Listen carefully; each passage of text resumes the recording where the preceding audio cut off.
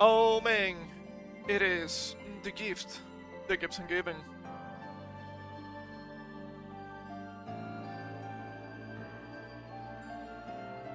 They never stop, and they will never stop. I I just don't know what's going on with Ubisoft. It's so strange to me. It is so strange to me, man. Okay, let me check that everything is working properly here. I think it is. Apparently, let me change the music. Apparently YouTube has been messing up a little bit lately. That's never good. Okay, we'll try something new for today. The Legend of Zelda, Link's Awakening for Switch. Full OST. Sounds good.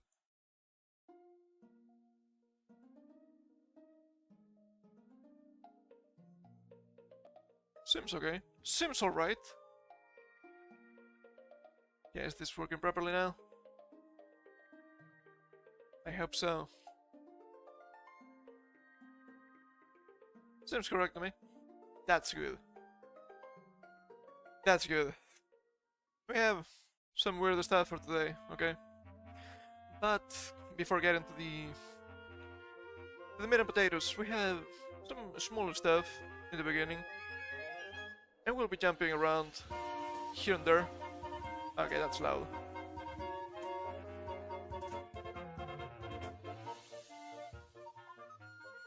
There we go. A little bit better, I guess. I have some shorter news. We'll be jumping around a little bit. Let me get this on screen. This is strange. This is just strange, okay? First of all, Shigeru Ishiba is set to become Japan's next Prime Minister. Took them a long time, I guess. Shigeru Ishiba, the former defense minister, is set to become Japan's next Prime Minister after an endorsement from the Liberal Democratic Party.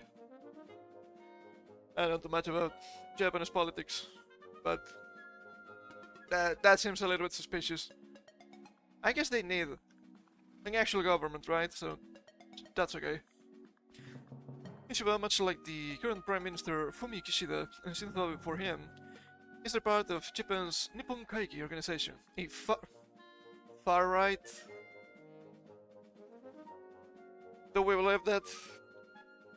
A far-right nationalist group, which probably considers itself a monarchist organization. Seems weird that it's Japan. They do have a monarch, they have an emperor, they do have a royal family, so that'd be normal, right? Ishiba, however, is also known for his progressive stance on same-sex relationships, and once said, "There are a considerable number of LGBT people in the world. If they are disadvantaged by the lack of recognition of same-sex marriage, we should consider ways to help them." Well, we could play devil's advocate, okay? We're not going to. Ishiba is also a proud gun otaku and enjoys building models in his free time. Like a true American, I guess. Well, it's not quite the same fellow otaku and mangaka from Love Hina and Nijima. I know it's not supposed to be pronounced like that, but you know. King Akamatsu, who won a government seat back in 2022, has taken the initiative to defend Japan's freedom of expression. While we are unsure of Ishiba's position, both Ishiba and Nakamatsu are part of Japan's Liberal Democratic Party, so things look hopeful. Hold up. I got a little bit lost here, not gonna lie.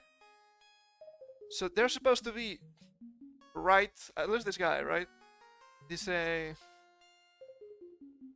far-right nationalist group. But they are from the Liberal Democratic Party. That's weird. That's unique, to say the least, right? It's strange. It's strange. I guess that happens. So we'll see, right? We'll see what happens with Japan. It looks like just a normal Japanese old guy, to be honest. But this is not the only thing we have about Shigeru Shiba today. Japan's new Prime Minister, Ishiba Shigeru, dressed as Majin Buu for the opening ceremony of a figure museum. The organizer handed him this outfit, and he didn't have time to say no. And look at this guy. Pretty interesting, huh?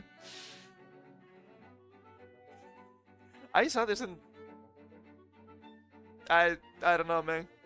It is kind of unbelievable to have just an old, not necessarily old, right, but an older politician be like, sure, I will dress up as Majin Buu.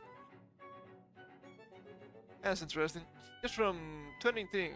Frustrating again because Ishiba was elected as the new LDP president and will become the new prime minister next month, which is why it's going viral. It's cool. You know what? I think it's cool. It's not the only Japanese politician that does stuff like this, to be fair, right? But from the next prime minister, yeah, that is interesting. You have a lot, some people, right, on social media saying, well, this guy is not actually right-wing, so Japan is going to fall. I don't know, man. I just don't know, honestly. I just hope it's good, as per usual.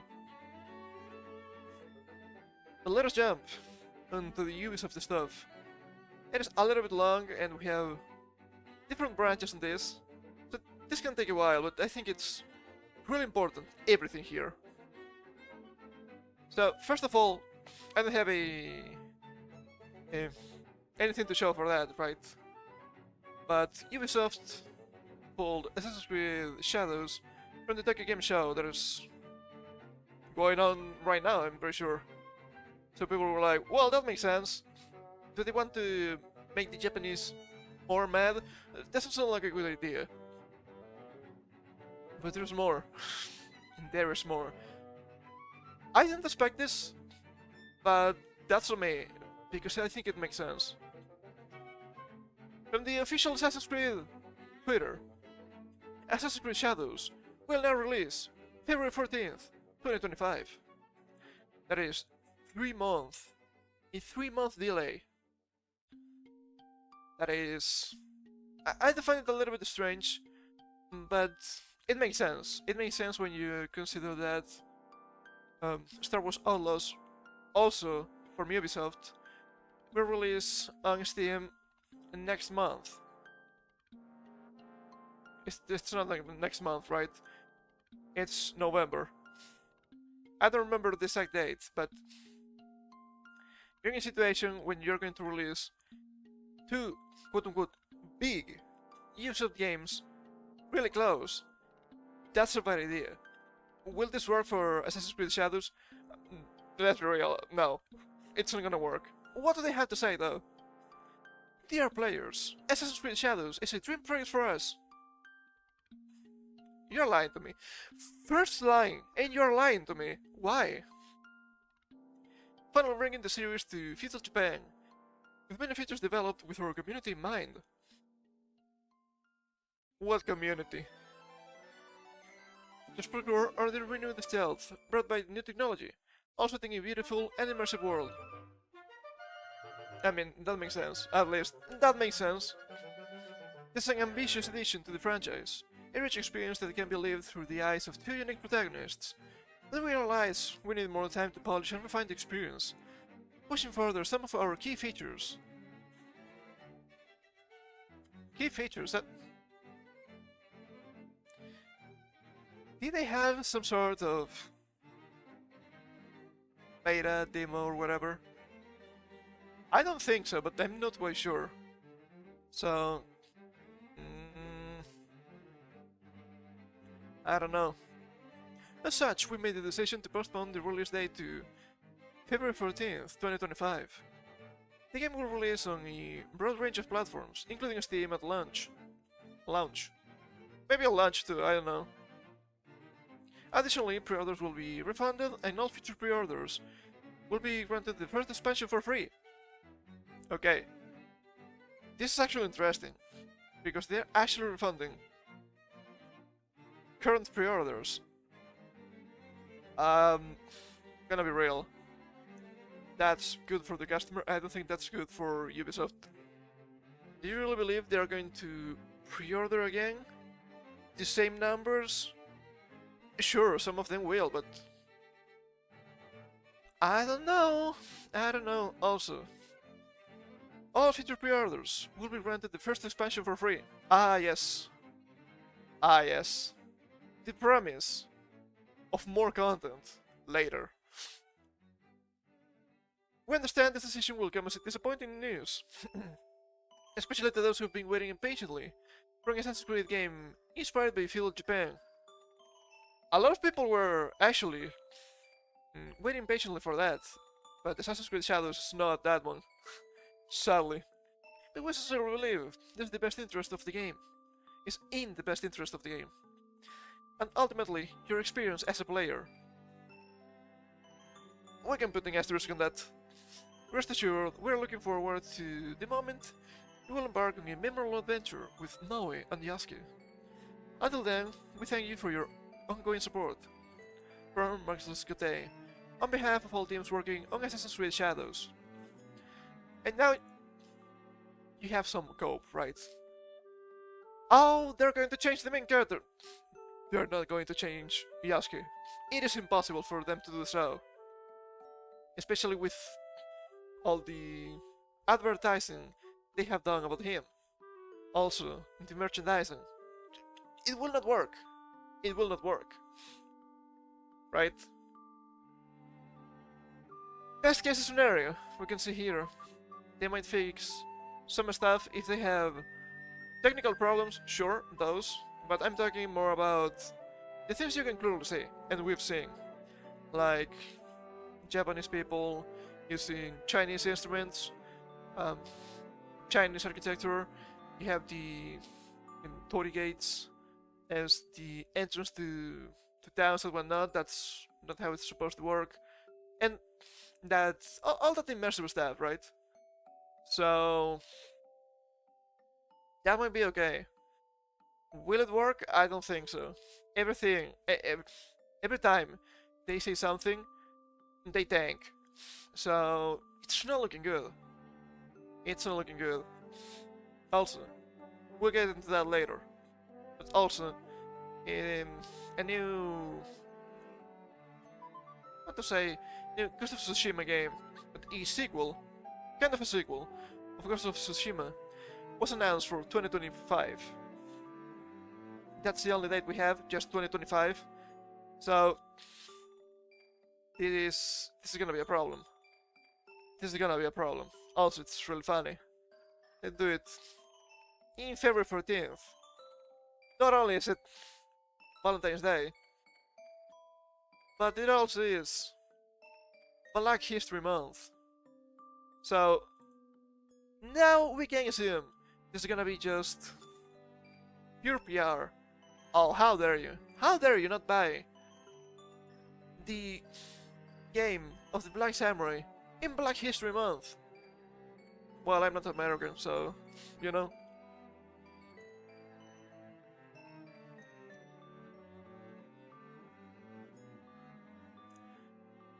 Let's check the replies here a little bit. Take your time, Ubisoft. I still won't buy it.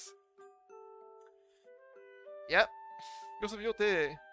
God, you're all moving like this. I don't think it's a good move. Honestly. Instead of using more time to polish and refine the experience, isn't it better to use that time to fix and correct the multitude of cultural and historical mistakes about Japan you've shown with each of your trailers? They might do that, but they cannot tell you directly. They cannot be like, yeah, we fucked up. We fucked up. We're being extremely racists here, and even though we had a bunch of consultants from the Japan, we made huge mistakes. They cannot say that. They cannot say that, even if that's the truth. So, I understand. You all shook. Yeah. Someone was actually waiting to play the game. That is interesting. And once again, this is not looking good for Ubisoft. From Insider Gaming, Ubisoft's board is launching an investigation into the company's struggles. Oh baby. Oh baby. It has been announced that Ubisoft's executive committee and board of directors will launch an investigation and review of the company. And a lot of people are like, whoa, dude, this is huge! This is huge! I don't think it is. I don't think it's that big of a deal. Because at the end of the day, you will have Ubisoft investigating Ubisoft. Oh yes, we investigated ourselves, and everything is fine. The FBI is special. Yeah, I don't think it's that big of a deal. But it's news. Something could come from this, to be fair. To be fair. The news came via company financial statement and update, which include the delay of Assassin's Creed Shadows, and the announcement that Star Wars Outlaws underperformed. To be expected. Also, let's be real, it's not on PC yet, so obviously it's going to underperform. If you have games from Square Enix underperforming, yes, Ubisoft is going to underperform. And I mean, when they are Sony exclusives, that's obvious. That's just obvious. The theme in real. Well, red, I suppose, in this case. In the light of recent challenges, we acknowledge the need for greater efficiency, while delighting players. As a result, beyond the first important short-term actions undertaken, the Executive Committee, under the supervision of the Board of Directors, is launching a review aimed at further improving our execution. That's funny. It's really funny to say execution here, right? Given the current state of the company. Notably in this player-centric approach. Nah, this is a massive cope. This is a massive cope, obviously. And accelerating our strategic path towards a higher performing model, to the benefit of our stakeholders and shareholders. Stakeholders. They keep saying that, but at the end of the day, you shouldn't care at all about damn stakeholders. It's not real. It's not real economy. Finally, let me address some of the polarized comments from Ubisoft lately.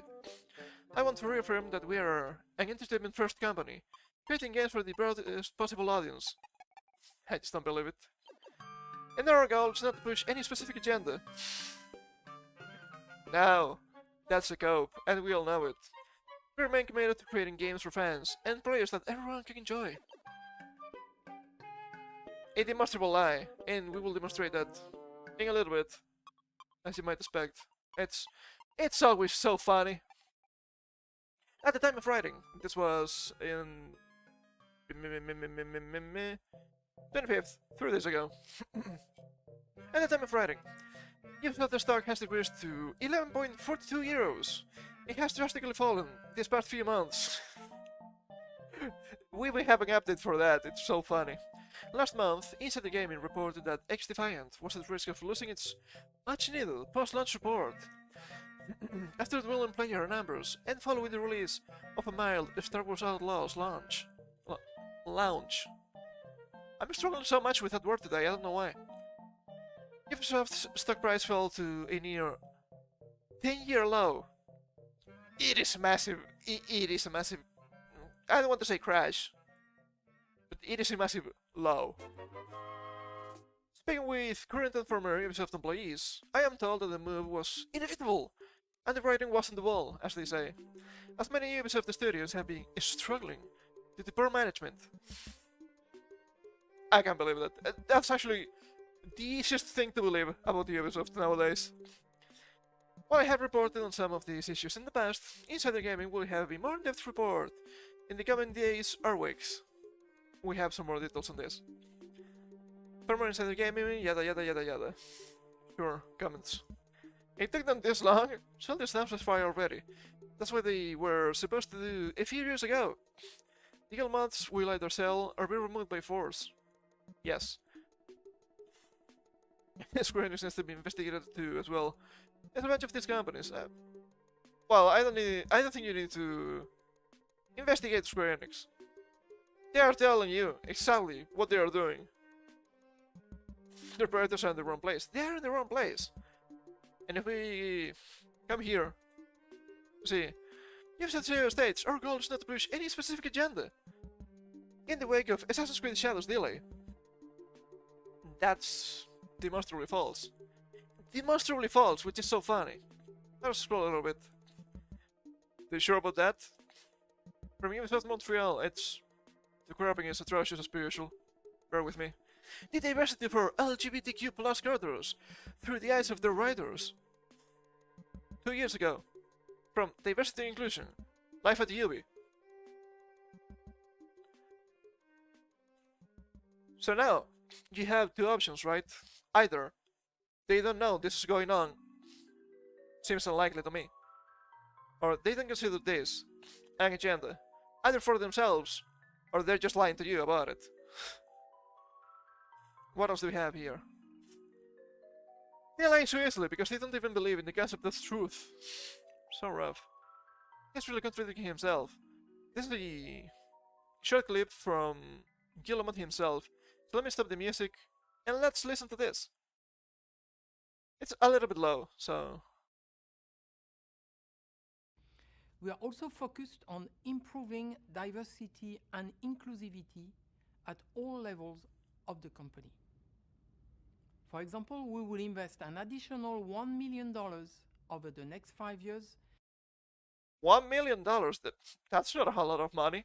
Not for Ubisoft at least. But yes, diversity and inclusion. In our graduate program. The focus will be on creating opportunities for underrepresented groups. Creating opportunities for underrepresented groups. Keeps happening. Well, we know that. We read about this last week. Only for women and non-binaries. Whatever that means. Including women and people of color. To join and thrive at Ubisoft. And you have to be real, you have to wonder.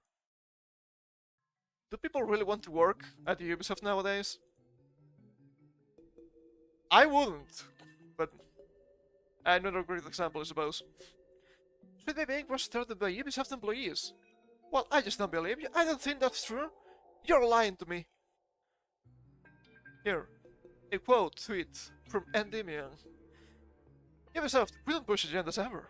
Also Ubisoft, don't tell anybody. Sweet Baby Inc. was started by 2 Ubisoft employees. They keep saying that, I just don't believe it. What's going on? Well, let's scroll a little bit, let's see what happens. Watching Ubisoft fall has been far more entertaining than any of the games they have produced over the last 5 years. Well, at least they're still an entertainment industry, right? Suddenly, de&i isn't an agenda anymore. No, to be fair, for them it's not an agenda. It's like a moral imperative, which is funny. Anyone ever worked out where the name Sweet Baby Inc. comes from? Production babies from the movie industry, credits. Also games, use this. Check Ubisoft credits for games. Bunch of single, atheist, racist, misandrist, and mental disorder. Mental disorder, interesting. Take something novel and proposed it. Well, we researched before them ghost babies and whatnot, so yeah. This guy sounds like Bob Iger when he got caught with his de&i bullshit. We all know how that went. But if I scroll a little bit, that is what do you mean that's correct? What is this? From Ubisoft Montreal. It's a little bit small, right? But please bear with me. March 8th, 2016. Happy International Women's Day. Look at this. Huh. Who is this? Is the Sweet Baby Woman. My oh my. My oh my. And well, this is about their internship for women and non-binaries. You can see that here in the middle. We read this last week, so we don't need to go back to this. But it's funny. It's really funny how that works, huh? Terrify them. You have to terrify them. Oh man. You expect me to be terrified of the French? It's not gonna happen. Let's go back here. From September 2016. 26th. I know numbers, please understand. I'm struggling a lot today, I don't know why. That is, 2 days ago. Ubisoft stock's price fall to 11-year low after Assassin's Creed delay. Oh, baby, so sad to see. Or is it? Ubisoft's fall has continued in a new historical way on Thursday. The first day of trading since announcing Assassin's Creed Shadows has been delayed until February 2025, having Ubisoft stock prices on the London Stock Exchange fall to an 11-year low. And they will tell you, but these shares should be around 40 euros. Well, I don't think they are. Who is to blame, I guess? Who is to blame here? You know who? The CEO, obviously. As of writing, Ubisoft stock price is at 9.28 euros per share. It's the first time since November 2014 that shares are falling under 10 euros. The current trading price represents a near 20% fall of yesterday's decade low price. Look at this, look at this. That's a tweet, right? But we can see here, it was going up since 2014, pretty good. It was a little bit shaky between 2019 and 2021. I think that's normal, I think that's to be expected. I mean, the curve, right? Economy was all over the place, so I guess that's normal. But since then, it has been falling constantly. To add to the bad news, Ubisoft's market cap sits at just about 1.27 billion euros. Just over 3 weeks ago, it was at 1.99 billion euros. I'm going to skip this one just in case. Okay? It's really good. We all love the Battle of the Wind fish, but it's a little bit scary. Copyright wise, please understand. Trading in the US hasn't been aggressive publishing, but closed on Wednesday night at just $2.25 per share. That's extremely low.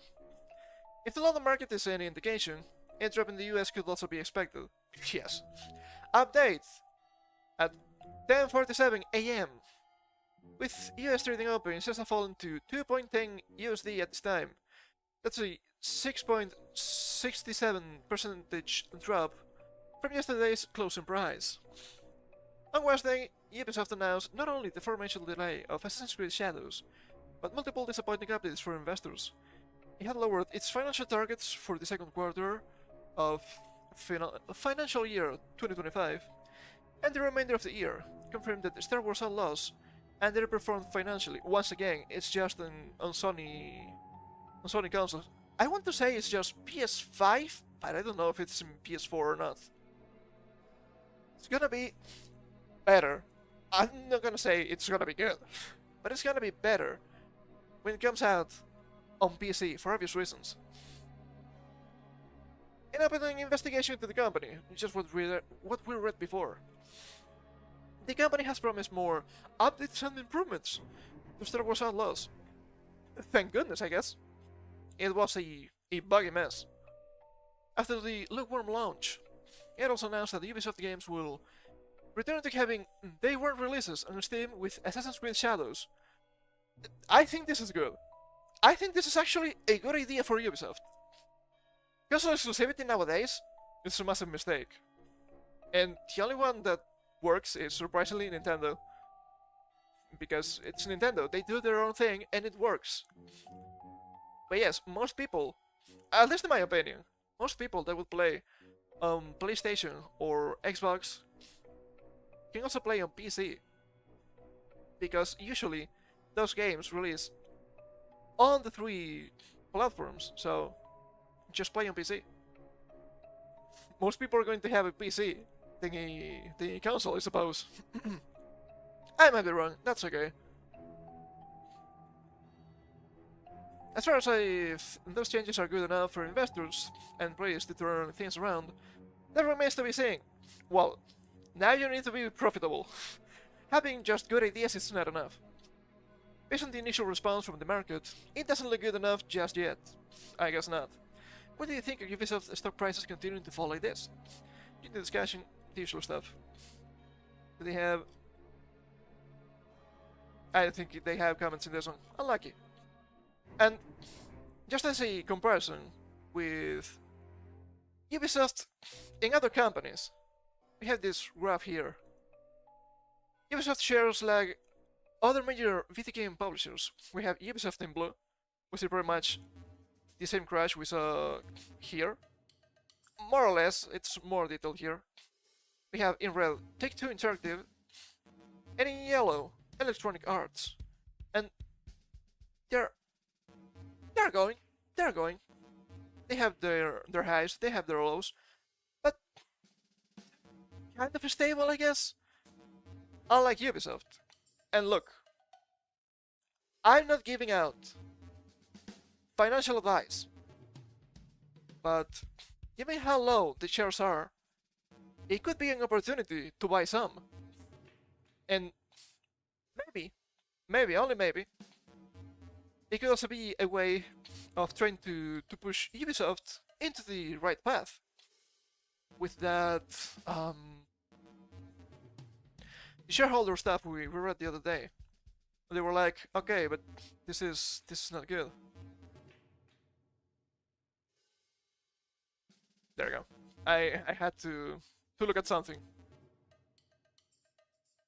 The company is underperforming, so we might need to change the CEO and take control of it, or maybe take the company private. Also,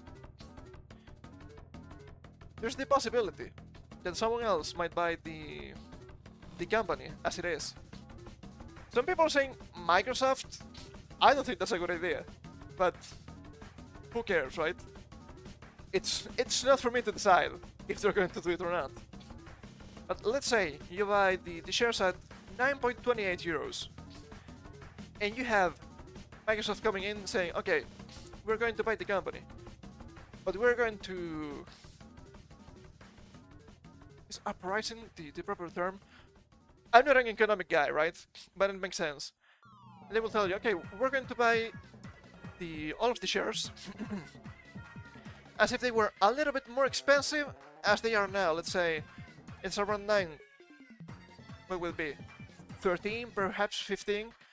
So you could get some profit from that, right? I'm not saying you should do it, but it's something to think about. It's something to think about. I do remember, way back in the day, like 10 years ago, on those old meme pages, you had some people like, yeah, you gamers, whenever you complain about anything gaming related, and the stock takes the stock for the company goes down, I always buy it, because it recovers, I sell it, and now I always get a profit. Once again, I'm not saying you should do it, but it's not that expensive, if you want to try at least.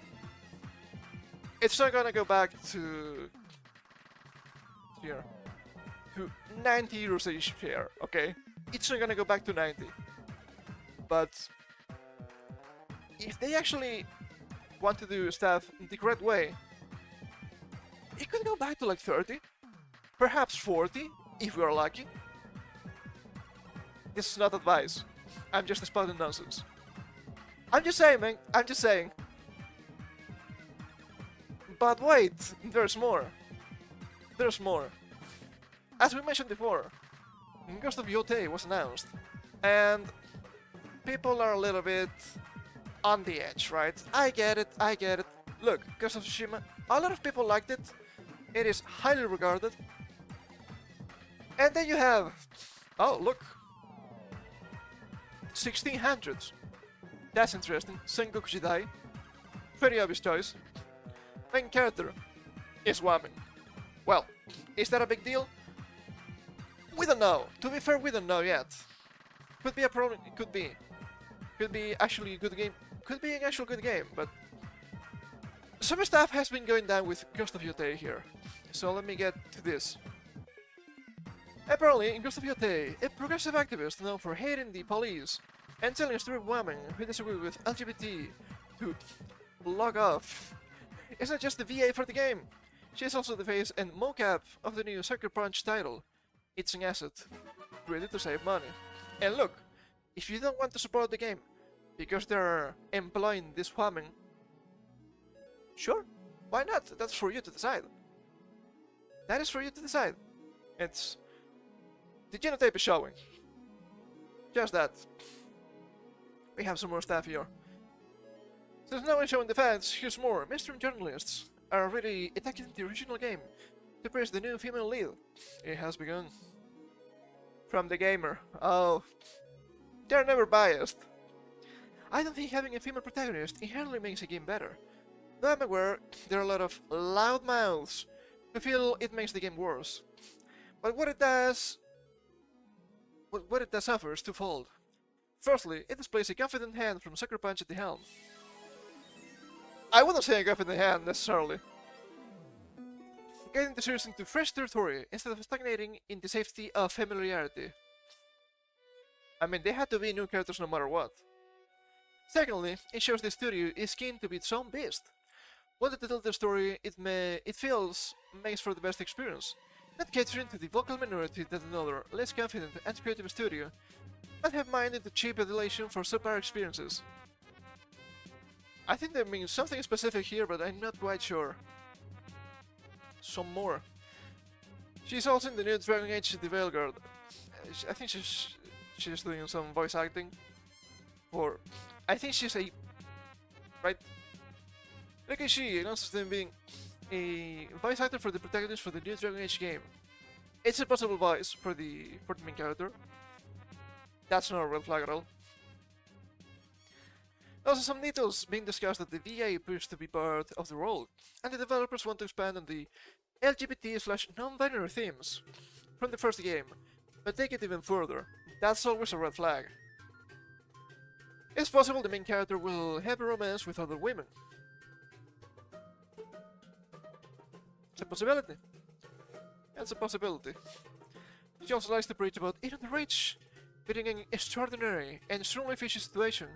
She begged for money to go to Japan to film her kissing another lesbian, and raised 90,000 USD out of nowhere.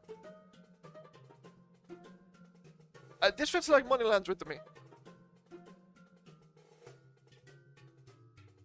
I don't know. It is strange to say the least. It is strange to say the least. And obviously here, you will always have the usual stuff. Oh man. How dare you? How dare you criticize this? Well, some people are going to like it, some people are going to dislike it.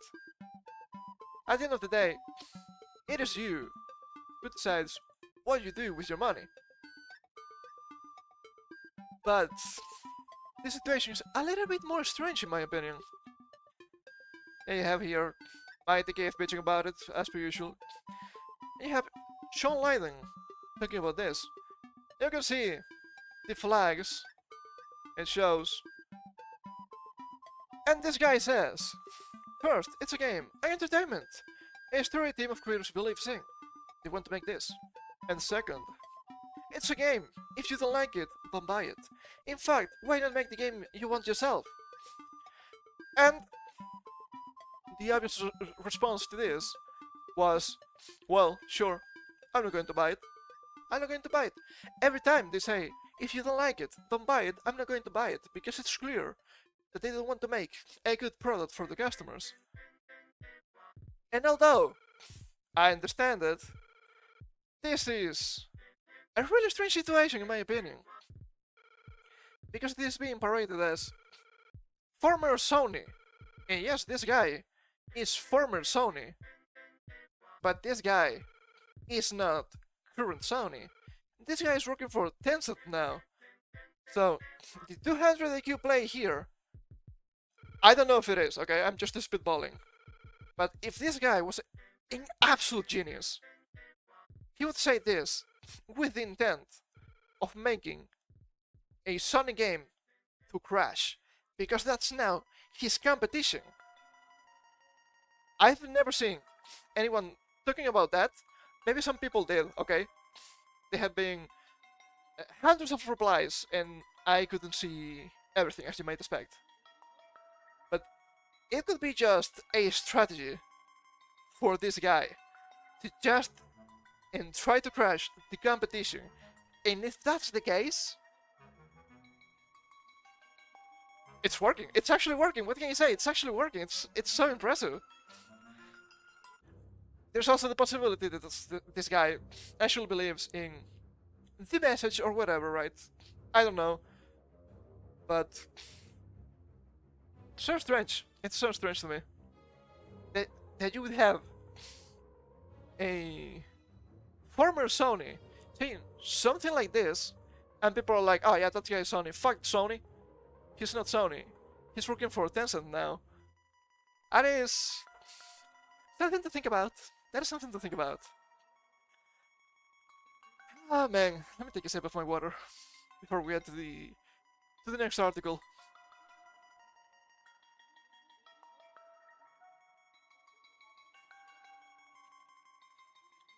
So sick the first girl boss narrative, man.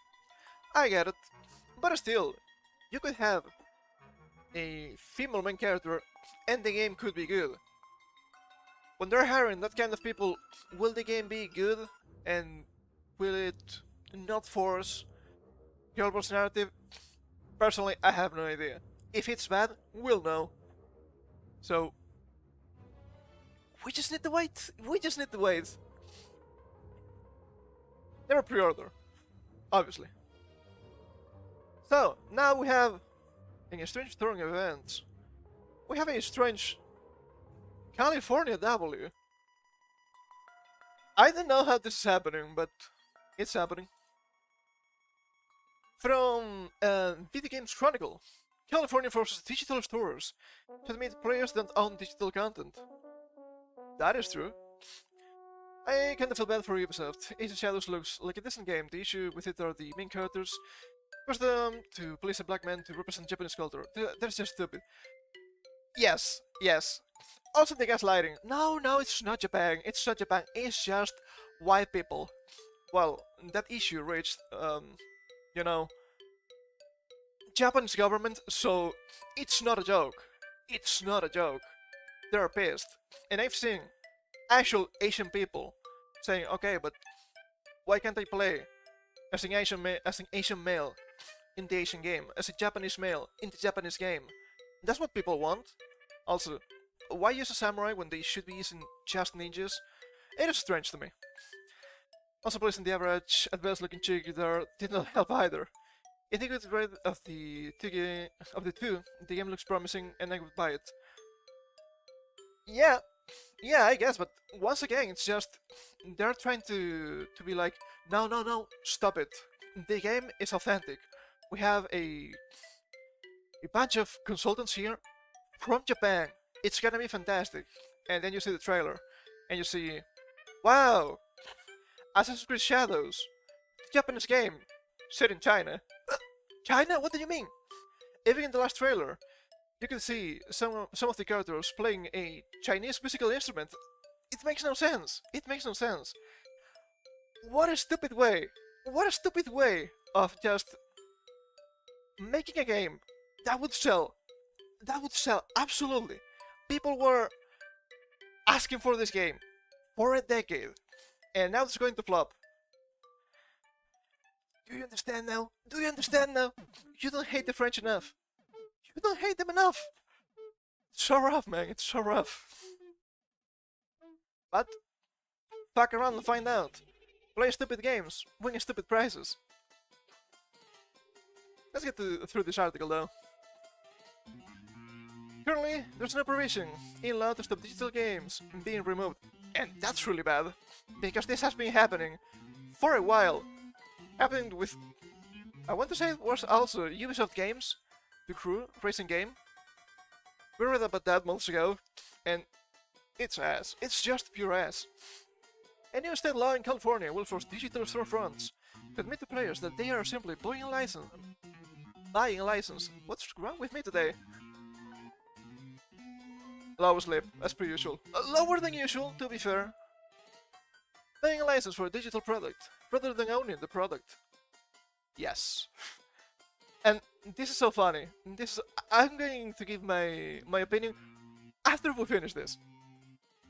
As reported by The Verge, California Governor Gavin Newsom. He's still the governor. What the fuck? How many times? How many years has been this guy being the governor of California? Has signed a new bill that will forbid digital storefronts, things in terms like buy. All those customers are explicitly warned that they are paying for a license to a game, which may expire at any time. May expire at any time. That's no red flag at all. So bad. And you have to remember their words. Gamers need to get comfortable with not owning their games. As retailers continue to pivot away from selling physical media, which I also think it's kind of bad, the need for consumer protections on the purchase of digital media has become increasingly more important. This is not necessarily the way to go with it.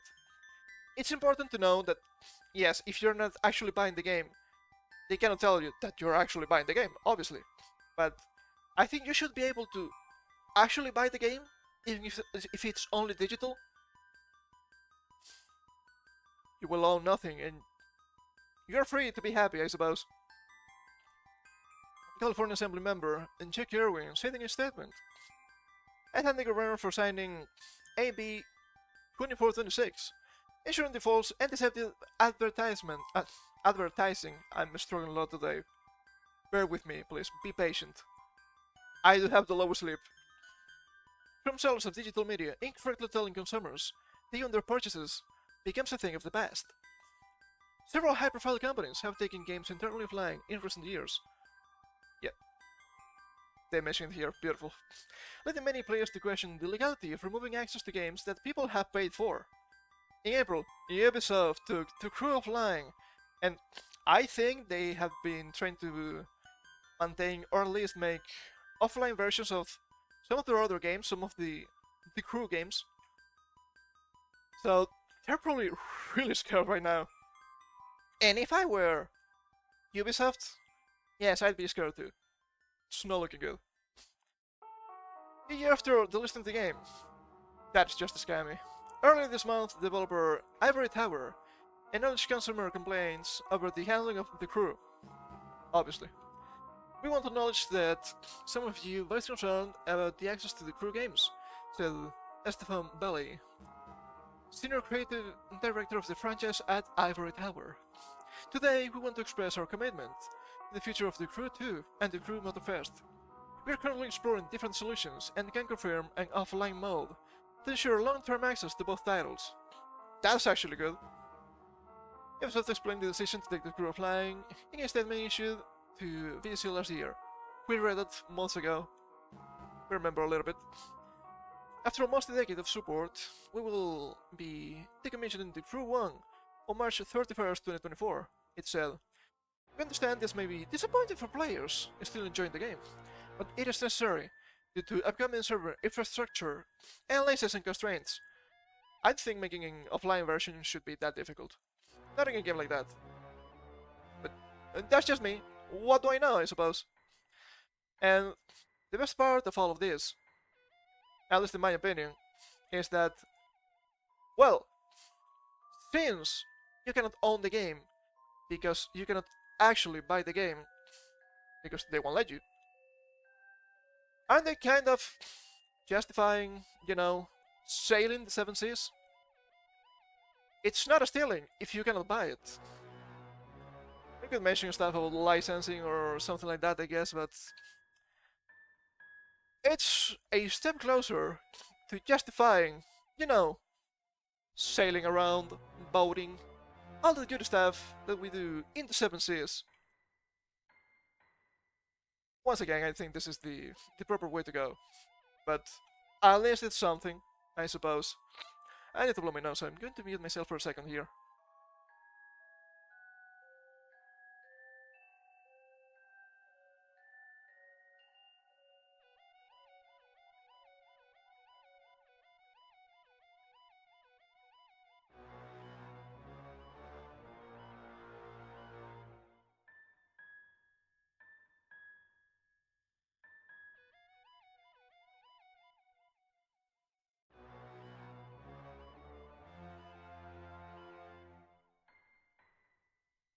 Oh man, it's been getting colder lately, and yeah, it may be time to use actual fall gear.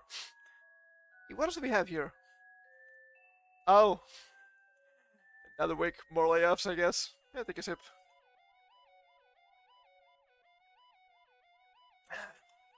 Not bound to happen, I guess, but it keeps happening. It keeps happening, man. Let's see. From building into comics, Overwatch 2 dev Activision Blizzard officially axes nearly 400 employees as part of previously announced Microsoft layoffs. But I thought they wouldn't have more layoffs when they got bought by Microsoft. What's going on here? Once again, the industry nowadays is just massive. It's huge. You have too many people. As the Western video game industry layoffs continue to roll on, Microsoft has revealed just how their previously announced workforce redundancy reduction plan. Redundancy. I guess they indeed have people that are not necessary. Will affect their major subsidiary studio, Activision Blizzard. There are various notices and filings reviewed by the Los Angeles Times. A total of 393 employees from across the Overwatch 2 and Diablo 4 developers, various offices, were informed that, in the coming months, their roles had been deemed redundant and will soon be eliminated. I'm actually a little bit curious to see what kind of roles, right? What kind of roles? What's going on here? I don't think we'll know unless we have some insider talking about it, and I don't think that will be the case. So the Cats will see the loss of 140 jobs from Activision Blizzard's Irving, CA headquarters, California, 110 jobs from their Santa Monica office, and 143 jobs from the Playa Vista location.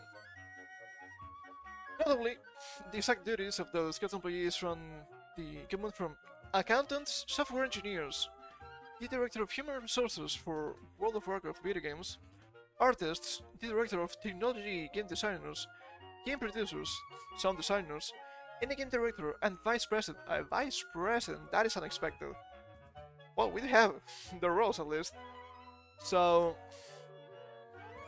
this is just a case of not necessarily, oh, they're taking out their DI department. Could be the case, I suppose.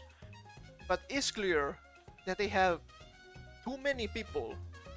They don't need as many people. In a statement issued to the press, Activision Blizzard spokesperson de&i Simmons, de&i, just like Ubisoft, verified that these layoffs are part of the recent news and are not new.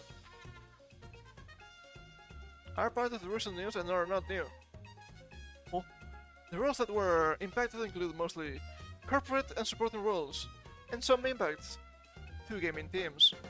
Okay. That might be the case. You know, bureaucracy that's usually kind of slow. We could believe that. The news regarding Microsoft's decision to trim their workforce was first broken on September 13th, courtesy of an all-company email sent by Microsoft's gaming CEO, Phil Spencer.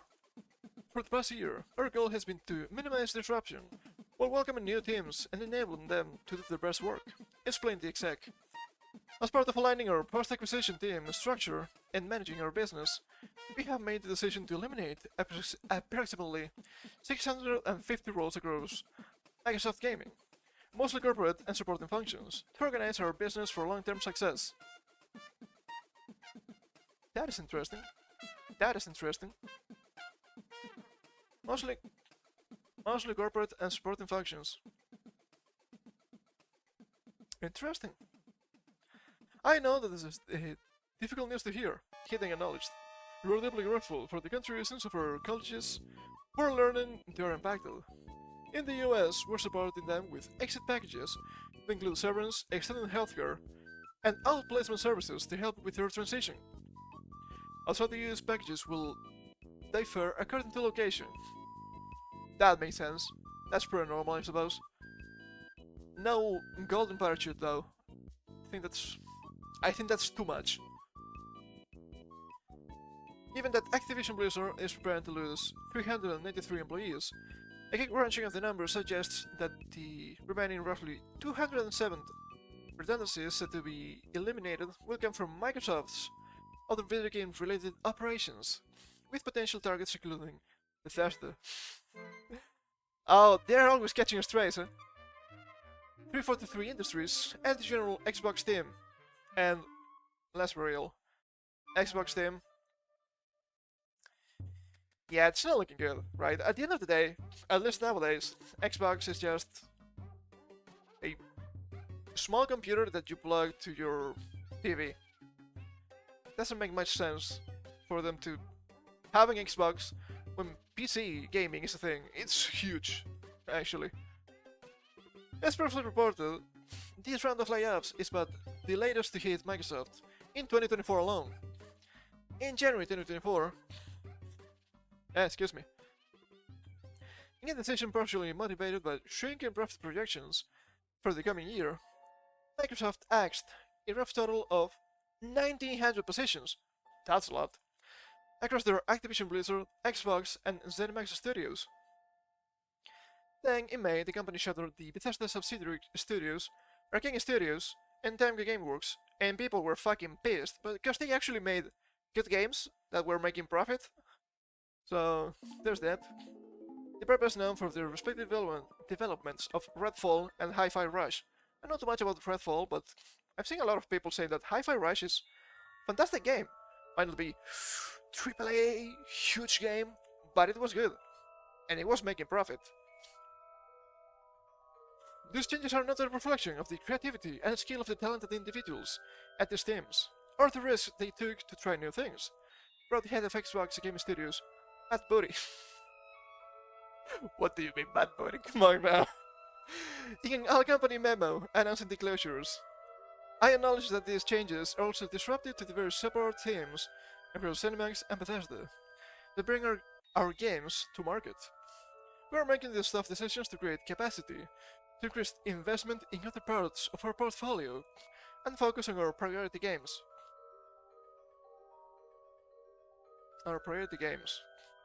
Look, sure, makes sense to me, but you better make them so they make a profit. Because if you don't, that's gonna be a problem. That's gonna be a problem going forward. It's gonna be really rough. That's a good start. It is a good start, I guess. It's a good start, I suppose. So rough, man. So rough. Oh, man. Oh, man. But yes, as I mentioned before, a lot of these studios, they might be actually axing some DI stuff, even if it's not directly, right? One of the DI practices, as I said before several times already, would be positive action. That means quotas in hiring. So if you keep hiring with only quotas in mind, you will end up hiring people that are not as good as you need. That means you will need to hire more people.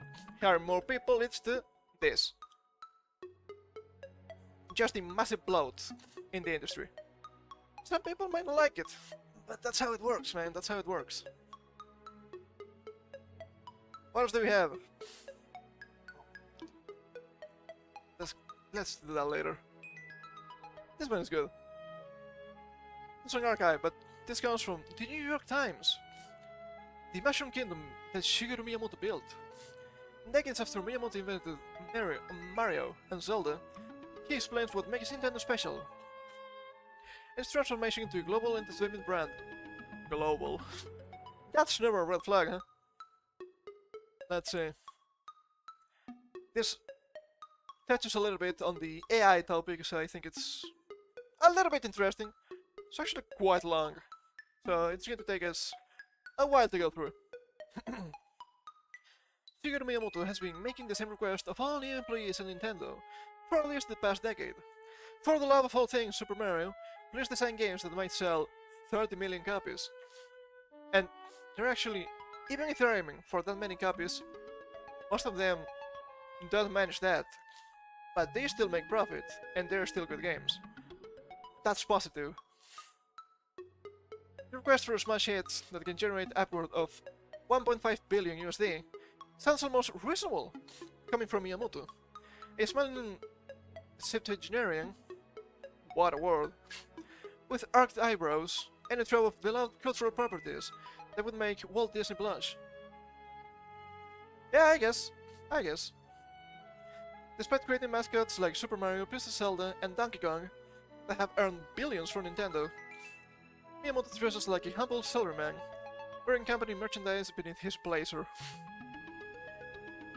Because he actually likes his job.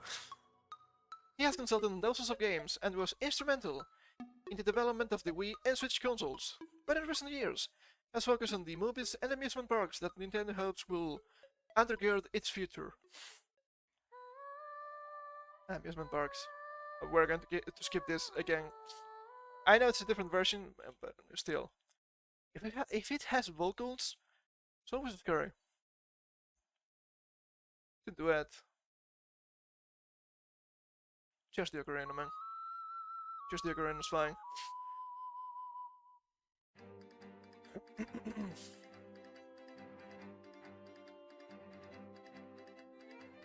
Okay, that's just total heights, which is pretty good. Amusement parks. I hope they don't go off the deep end, just like Disney. I actually don't know why I create the things I create, Miyamoto said through an interpreter during a private interview this week. I'm just having fun, and that is what drives me. Isn't that actually what you strive for? Just having fun with your job, and that is a highly profitable job in his case. Look at this man. God damn. He was speaking from inside the Nintendo Museum in Kyoto, Japan, an exhibition hall that opens on October 2nd and documents the company's evolution from a local storefront selling handmade playing cards in the 1880s to a video game company nearly a century later. Not surprisingly, the museum is mostly dedicated to that second chapter. Whew, the reflex. Let's get him in today. What the hell? Which opens on Miyamoto's arrival at the company. His father, an English teacher from the Kyoto suburbs, had arranged an interview with Nintendo's president at the time, Hiroshi Yamauchi. 4 years later, in 1981, Miyamoto made himself essential by inventing the Donkey Kong arcade cabinets, which introduced an early version of the character Mario, and became an international hit. That is a fucking classic, though. That is an absolute classic. Mr. Yamauchi back in the day would tell us that we are not good at fighting. We're weak, so don't go picking fights with other companies. Miyamoto said, explaining the company's long-standing pursuit of originality. He shared that goal with Gunpei Yokoi, the inventor of the Game Boy, who worked with him on Donkey Kong. The working relationship was initially distant. We talked and he provided feedback, Miyamoto said, some critical feedback as well. But the colleges grew close. Yokoi was a witness at his wedding, and Miyamoto said he remained in contact with the inventor's widow. That is nice. That is really nice.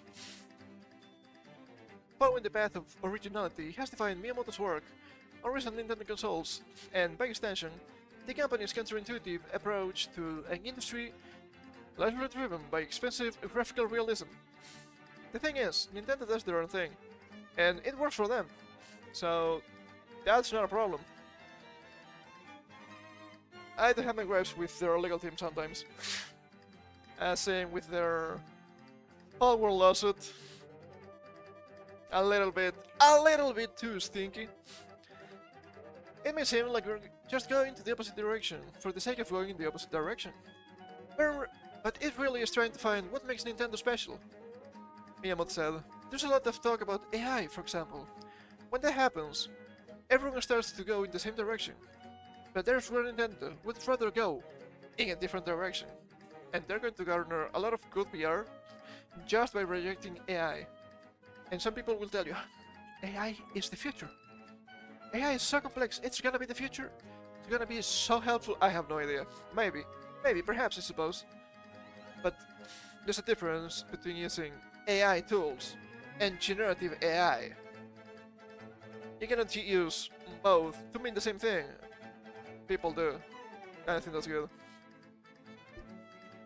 The museum itself represents the third and latest chapter of Nintendo's history. Its transformation from a video game company into a global entertainment brand. Through concrete and nostalgia. That makes sense? I've never seen that phrase before. Through concrete and nostalgia, Nintendo should learn, perhaps for the first time, that it sees itself as a permanent fixture in popular culture. They are. To be fair, they are. They're part of the biggest entertainment franchise. That's Pokemon.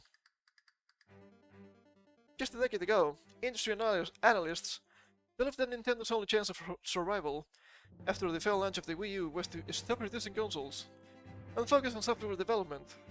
Well, yeah, the Wii U flopped, but the games are still good. The press was brutal. What the hell is wrong with Nintendo? Asked the board editor, Chris Kohler. In 2013, Bloomberg News published an article pointing out that Sony and Microsoft each sold more consoles in 24 hours than the Wii U maker did in 9 months. Look at them now, though. Look at them now. Things change really fast, sometimes. For the first time in its modern history, Nintendo, the first part of its name, Nintendo, translates to live like to heaven, a gambling prayer. Woo! Was reporting annual financial losses to investors. A branding decision to piggyback off the name and considerable success to its previous console, the motion-controlled Wii, left the market confused. Actually, yes. Buyers were later outraged when the console released with impaired functionality, which led the company's president at the time, Satoru Iwata, to issue an apology.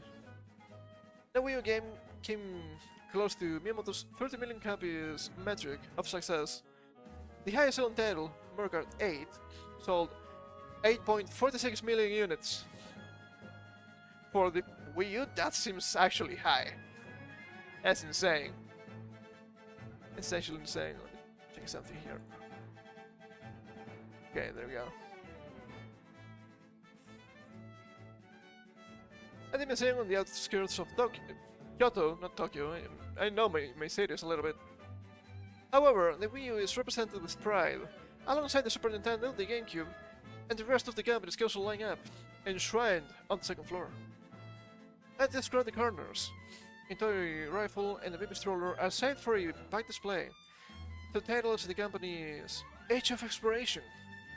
The language is more direct in Japanese, describing a period from the company's founding, the spearhead into its video game era as the Age of Challenge. Age of Calamity! I don't think so. The museum has almost no reading explanations, and Nintendo is not providing guided tours, leaving visitors without the context to know that licensed games like Twister, an early partnership with Disney, were among the steps that allowed the company to negotiate its own products into Japanese shelves. That's interesting. Additional research is necessary to learn that the Famicom, the precursor to the NES, was on the cutting edge of technology in 1983. An online adapter allowed users to check the weather, conduct banking, and place bets on horse races. Betting on horses using my NES, those were the times, baby! I didn't know that, actually. That's so funny. Miyamoto said the lack of explanations will allow visitors to intuitively understand Nintendo. We wanted to make sure that this is some place that, regardless of any language or cultural barrier, people can come to interact and understand, he said. I guess that's okay. It's long. we still have a little bit more to read here. 60%. The company was revived by the Nintendo Switch in 2017. Initial games like Breath of the Wild were critical and commercial successes. Yes, without a doubt. The COVID pandemic also coincided with the release of cozy games like Animal Crossing New Horizons, which attracted casual players looking for a virtual taste of fresh air. Not hair. Not fresh air, please do not taste my hair. That's not nice. Or essentially peace in electronic form, as one young player said. But the game succeeded Miyamoto's sales target by millions of copies. That's good. Behind the scenes, Miyamoto was also enacting a strategic plan to extend the Nintendo brand to new audiences and revenue streams. He now sits on the company's board of directors, but also holds the title of Executive Fellow. What a title! Who are you? I'm just Executive Fellow. Which at another company might be seen as the Chief Creative Officer, who oversees the development of new products. That makes sense. After years of ignoring the surge in mobile gaming, the company developed apps like Super Mario Run. Jesus Christ, woman, how many times are you going to serenade me? That's too many. That's too many, I swear to God. Was this a mistake? My headbang.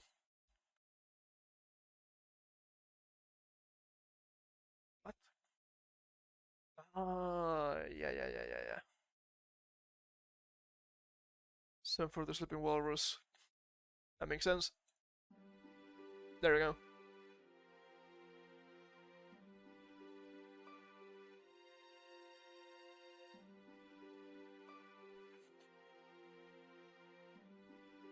We're here. Which Miyamoto joked during a presentation with Apple could be played while eating a hamburger. Does it? Is that real? I don't know. What appears to be a subtle reference, the Missing Cafe's only main dish is burgers. I mean, there is a to make, so that makes sense. Miyamoto was also making trips to Hollywood to develop the Super Mario Bros. Movie. It was pretty decent, to be fair. Which became the second highest grossing film of last year at nearly 1.4 billion USD. That's a lot of money. The movie released 2 months after the opening of Super Nintendo World at Universal Studios Hollywood, the second of 4 planned theme parks around the world. Now there's a Mario movie sequel planned for release in 2026, and development work on its Zelda film. I don't think that's gonna be good.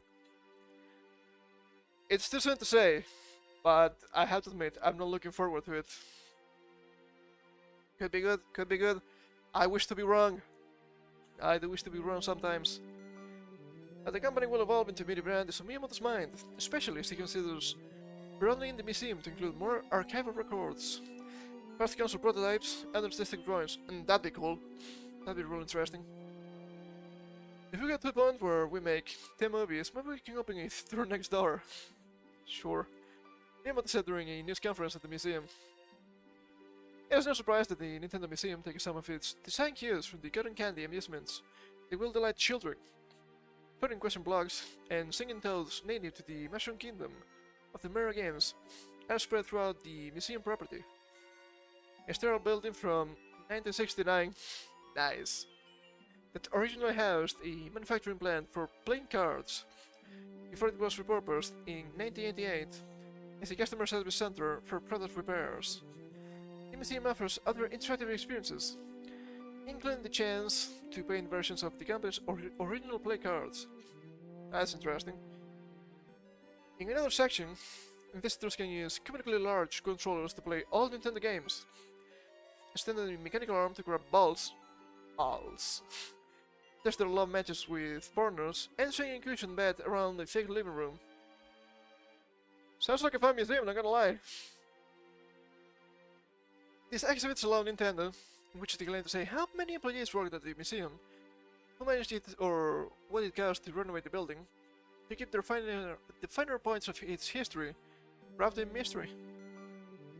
Today's audiences recognize the company brand through its riotous colors and cheerful designs, Even the company's logo is painted the same vivid colors as Mario's red cap.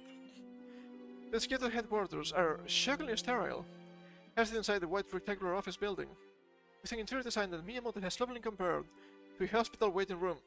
I mean, it's an office, right? So I guess that makes sense. There are many tourists who travel to Kyoto to marvel at the nondescript building, leaving us the pagoda roofs of 800-year-old shrines like the Fukuji Temple Tower in the distance. Some Nintendo officials hope those tourists will now flock a few train stops away to the museum instead, though the company remains torn between discretion and transparency. Understandable. It's man, but they're frogs, that's fine. When I put myself in the consumer's perspective, I kind of want to see behind the curtains, Miyamoto admitted at the news conference. Creating a museum like this is very un-Nintendo-like, he added.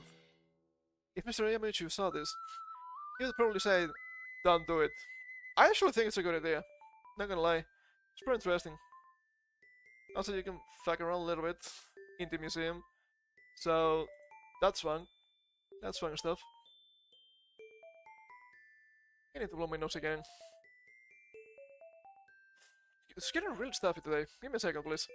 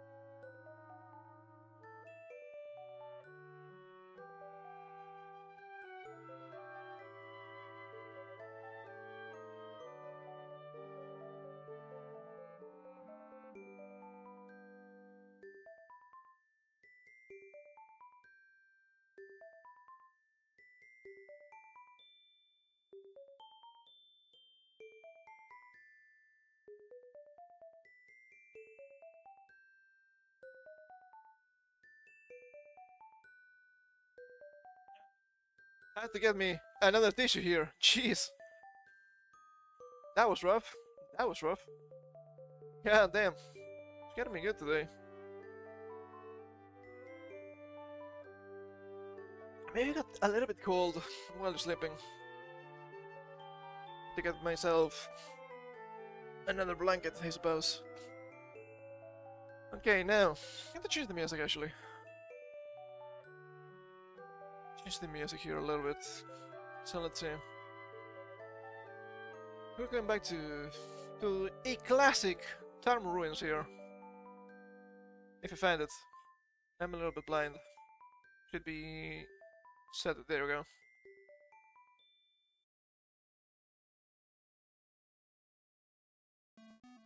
There you go. Now. Oh man. It's time to get into some de&i nonsense.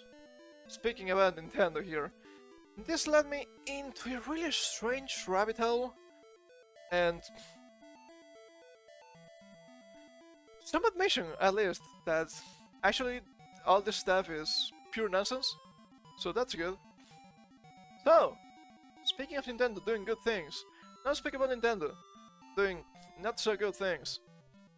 From that Park Place, the Pokemon Company hires Cindy Armitage as de&i and social responsibility consultant. She relishes in promoting LGBTQ plus agenda to young kids. This is just normal for now, so take a seat. Cindy Armitage, a former yoga instructor and corporate responsibility manager at fashion retailer ASOS, announces the Pokemon Company's new de&i and social responsibility consultant. What a sentence! What a sentence to read! What's going on here? It's quite weird, it's quite strange. Armitage posts to LinkedIn, after 9.5 years at ASOS, the time has come to move on to something new. It's been quite a journey at ASOS. Many years spent building confidence in my abilities, stepping outside of my comfort zone, and continuously challenging myself to be better. So feeling readier than ever to start this new chapter as de&i and social responsibility consultant at the Pokemon Company International. She added, I'm looking forward to joining a wonderful team with new learnings, laughs, impact, and a crash course in all things Pokemon. She doesn't give a fuck about the IP. What else is new? Nothing, honestly. Armitage briefly shared in a post to LinkedIn how one of her highlights at ASUS was seeing so many young kids at Pride. This is from last year. She wrote, there's so much joy at Pride.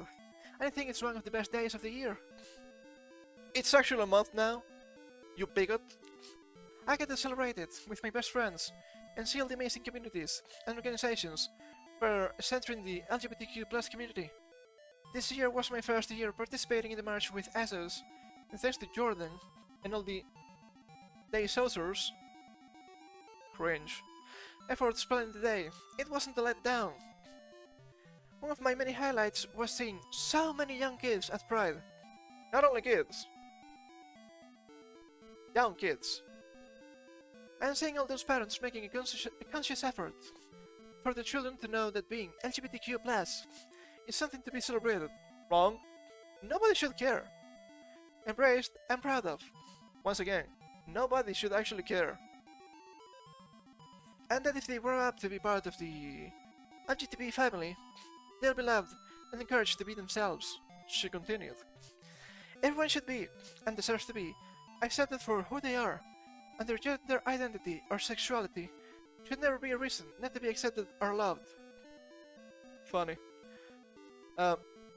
Why would you have young kids in gay pride when they will always tell you that yes, kink belongs in gay pride? That should be 18 plus by their own admission. They are not beating the allegations with this one. They never do. They never do. Every fucking year. Oh, you should have kids in Pride. Oh, you should have kink in Pride. Dude, I don't think you should have kink and kids in the same place. That seems illegal to me. At the very least, grooming, you know? Not only did she indicate that indoctrinating children was one of her highlights while participating in a parade while at ASUS, but she also wrote about how de&i ideology was being institutionalized within the fashion industry. The hell? Clothing is gay now. The fuck is going on here, dude? I just don't understand. She wrote in a post to LinkedIn. I joined Daniel Peters and Tiffany Fraser at the Fashion Retail Academy to discuss the current state of de&i within the fashion industry. So many of the crowd not doing so great today. So many of the students are centering de&i conversations in their final major projects, which demonstrates just how much de&i is starting to solidify itself within the core of the industry. Isn't that scary? Isn't that scary, but also a good admission of, yes, they mentioned, where was it? Students. Yes, this is also in university. We've been talking about this for a decade, not necessarily called de&i, but the brainwashing in university. Now they are admitting to it. It's funny how that works. It was interesting to get their perspective as both consumers and future industry professionals. Best of luck for the final projects. Sure, you're gonna need that, I suppose. She also indicated that she was developing, I suppose, a strategy to externalize ASUS de&i strategy. Looking forward to coming back to a productive August, where we'll be onboarding ethnic minority-owned brands into our incubator program and working hard to deliver ASUS's first ever external de&i strategy. They are saying this, not me. Ah, it's a conspiracy. They are saying this, not me. Armitage's announcement comes about 6 months after the Pokemon Company published the job listing for a Director of diversity, equity, inclusion, and social responsibility. It has location in Bellevue, Washington. We're playing Sacred now? That's an old reference. That's an old reference. If you got that one, you're an old fuck like me. Yeah, we read about this job before. The job listing appeared to share that the position's role is to discriminate in hiring practices.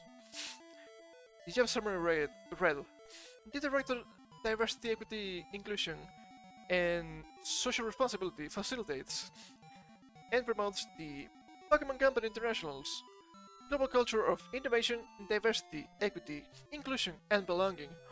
Look at this. DEIB. DEIB. We've seen this before. Interesting, huh? Real interesting. Real interesting stuff. It's nothing new for us, but some people might not catch it. The listing continued. This role will partner with the DEI SR team.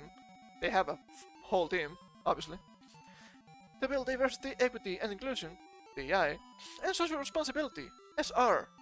How about SSR? That's better, right? We can, but no. I have to crack jokes because if not, this is like really heavy and kind of depressing.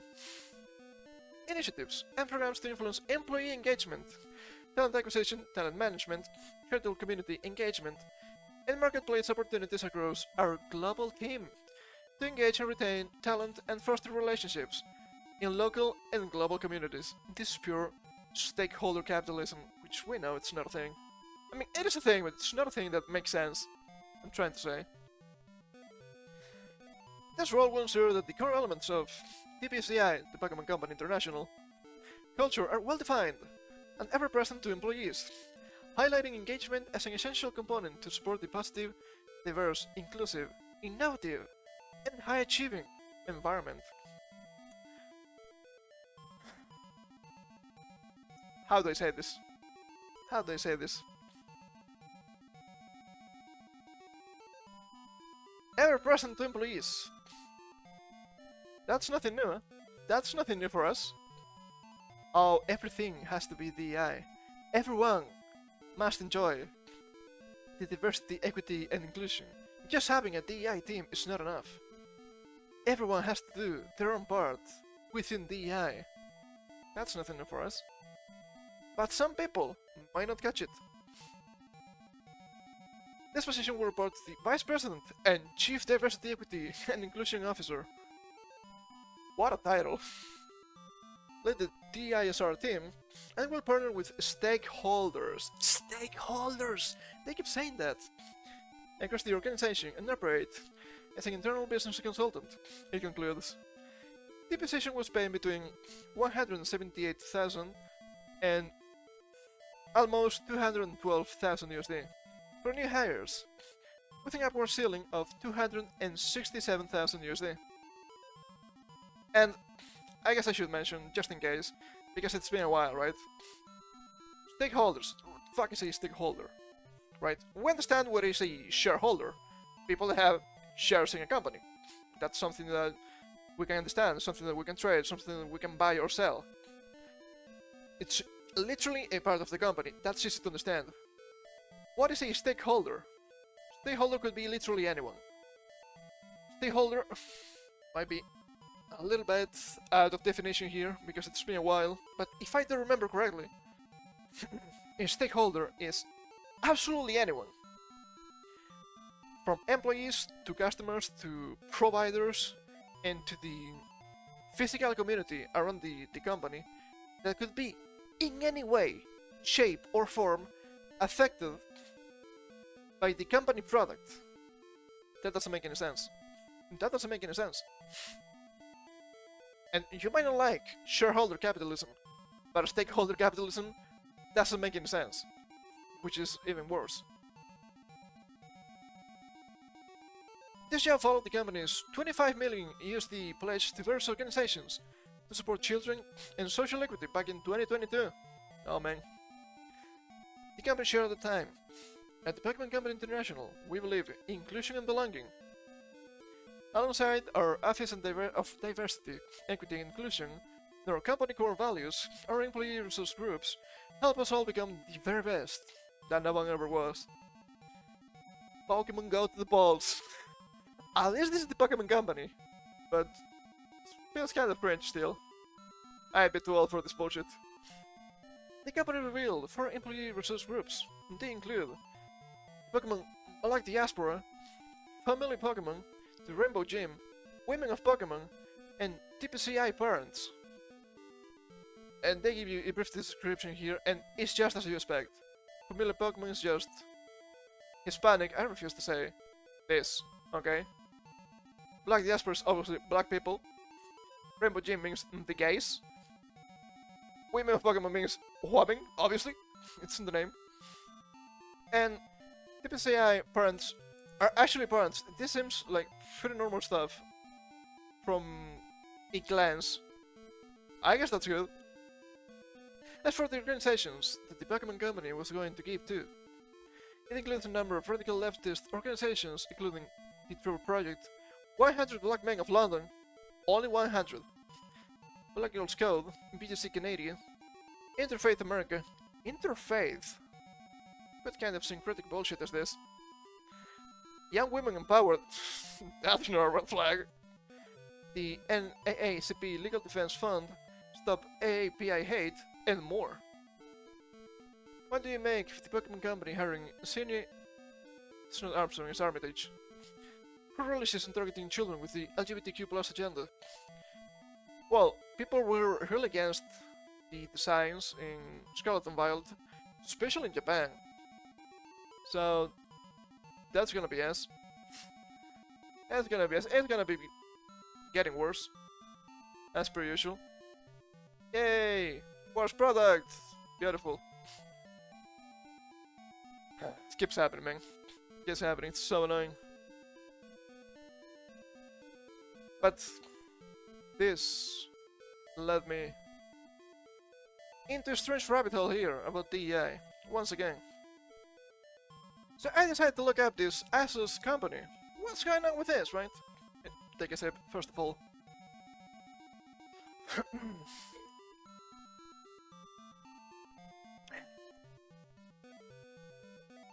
And I found this article from late last year. HR Magazine. This is from the UK. Asus tried to drop de&i targets, but for all the wrong reasons. Huh. Funny how that works. Take a look at this. Asus has announced that bosses will no longer need to meet diversity, equity, and inclusion targets in order to receive annual bonuses. Instead, bonuses will hinge on the fashion giant meeting profit targets. That makes sense. That makes sense to me. The decision to drop diversity quotas is not in itself a bad thing. They don't always work to increase representation of marginalized groups in a long-term, genuine way. These guys will tell you, they don't go far enough. I will tell you, they go too far already. So, we disagree, we agree for different reasons. But deprioritizing diversity is the wrong way to go about boosting profit. And yet, Asus isn't the only company to let diverse drop down its agenda recently.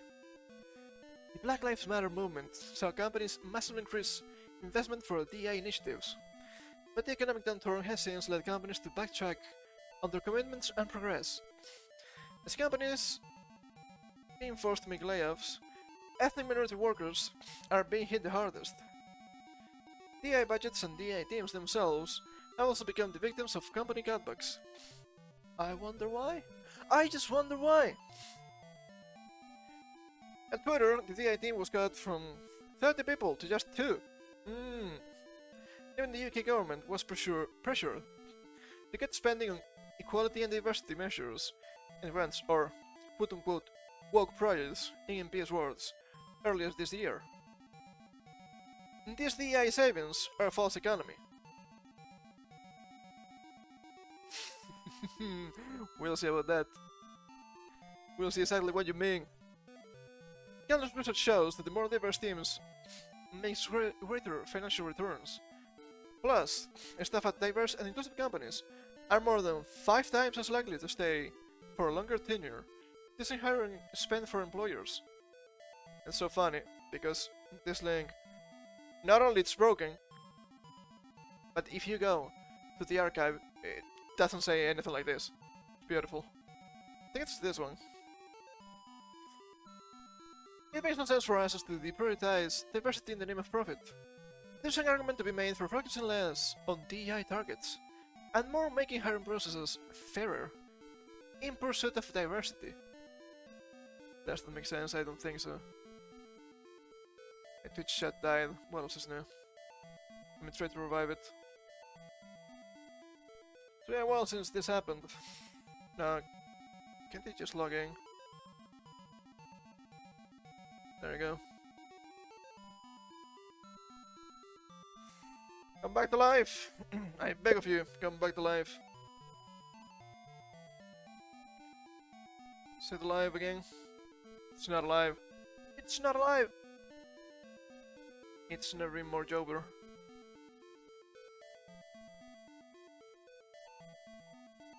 Well, this is ass.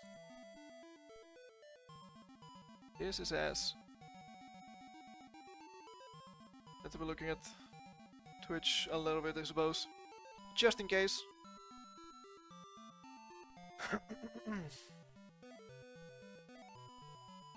How about if we reload that one? Hey, it's back! It's back, hell yeah. Took a little bit, but it's back. Okay. It's funny that they mentioned this, because that's not a thing. In some cases, diversity quotas, now you're talking about quotas out of nowhere, that's funny, can help companies accelerate the pace of change when it comes to increasing the representation of marginalized groups on their teams. Why is that important? Once again, why is that important? And given how long employment and pay gaps have lain stagnant, companies are right to look for ways to bring about change sooner. Change for money, not change for DEI. I don't know what you mean here. It's so strange. But there's no guarantee that DEI targets will work. Yes! Thank you for understanding. I will tell you, it's because they didn't go far enough. I will tell you, it's because it doesn't make any sense. At ASOS, bosses failed to increase the representation of ethnic minority groups and women in leadership roles by demand that their DEI targets required. Yes, but maybe they didn't have enough good enough minorities or women for those positions. That makes sense. Even when DEI targets are met, there's no guarantee that lasting and meaningful change will follow. The first problem with diversity quotas is that they tend to overlook intersectionality. They are not diverse enough. They are telling you right here, December 2023. For example, DI targets commonly focus on increasing the number of ethnic minorities candidates hired into senior roles and increasing the number of female candidates hired into senior roles. The focus isn't on hiring more women of color into senior roles. My god. The meme. The meme is real, dude. It's fucking real. You don't have enough black trans women in wheelchairs in senior roles. And I'm like, are they good? I don't know, I don't think so. So ass. It's so ass. There's it on hiring more ethnic minority LGBT plus workers or more women with disabilities. Yet these intersectional groups are the most underrepresented of all amongst workforces. They don't go far enough. Keeps happening, man. What makes a successful Chief Diversity Officer? I don't know. I don't want to know. This link? Yes, okay, this is just ads. Beautiful. We can ignore those. The second problem with diversity quotas is that they can encourage hurried hiring and head counting. Yes, that's what quotas means. especially when there's the incentive and bonuses for those that meet company targets. They don't go far enough, man. That's the problem. This might improve diversity in the short term, but tokenism doesn't foster inclusive company cultures. And diverse hires who don't feel included are less likely to feel able to speak up and be heard, rise up through the ranks, or stay in their new roles for long. Maybe they're not good enough. How about that? Maybe they're not good enough. Also, diverse hires who don't feel included. Has this person ever worked an actual job that's not writing bullshit on the internet? Nobody feels actually included in a job. It's fine. You just go there, you do your thing, and then you go back home. And if you are lucky, you don't need to hate literally everyone in the office. This is just like some sort of utopia that doesn't exist. I don't understand. Not because of the diversity, but because everyone in the office, they're so nice, so inclusive, such a family. If they tell you that, run away. Run away, that's not real. They're going to eat you alive. The solution is simple and backed by stacks of evidence. Focus on hiring the best candidates for each role, rather than candidates that come from certain backgrounds. Citation needed? Citation needed? I don't think that's true, and we can demonstrate that is not a factor. So cool. Diversity and increased financial returns, which we know diverse teams produce. Citation, please. Look, didn't have any links here. It'd be cool if it did, but they don't. Will follow organically and eliminate the need for diversity targets in the first place. Unlike diversity targets, this approach also ensures that increased diversity lasts. To identify the best candidates for roles, the first step is to anonymize applications and redact personal information such as candidates' names, personal pronouns, and postcodes. You know, if they have pronouns, that application is going to the trash. Directly. They are too worried with bullshit that doesn't matter. This allows hiring teams to assess applications without bias, clouding their judgment. Oh, but don't you know? Bias goes both ways. The next step is to use applications to ask candidates questions based on real-world scenarios, designed to test whether individuals have the skills needed to succeed in specific roles. Also have to mention that, yes, blind applications I think are good.